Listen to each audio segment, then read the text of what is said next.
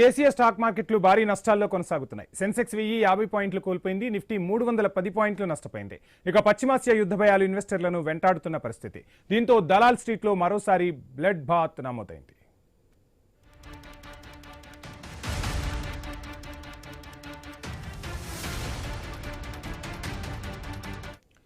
దేశీయ స్టాక్ మార్కెట్లు భారీ నష్టాల్లో కొనసాగుతున్నాయి. సెన్సెక్స్ 1050 పాయింట్లు కోల్పోయింది. నిఫ్టీ 310 పాయింట్లు నష్టపోయింది.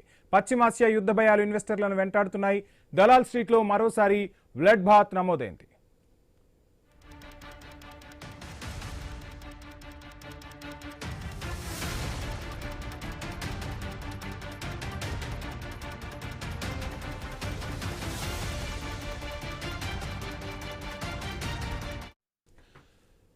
ఇక పశ్చిమాసియా యుద్ధ ప్రభావం స్టాక్ మార్కెట్లపై స్పష్టంగా కనిపిస్తుంది. దీంతో దేశీయ స్టాక్ మార్కెట్లు భారీ నష్టాలను మూటగట్టుకుంటున్నాయి. సెన్సెక్స్ 1050 పాయింట్లు కోల్పోతే నిఫ్టీ 310 పాయింట్ల నష్టంలో కొనసాగింది. పశ్చిమాసియా యుద్ధ భయాలు ఇన్వెస్టర్లను తీవ్రంగా వెంటాడుతున్నాయి.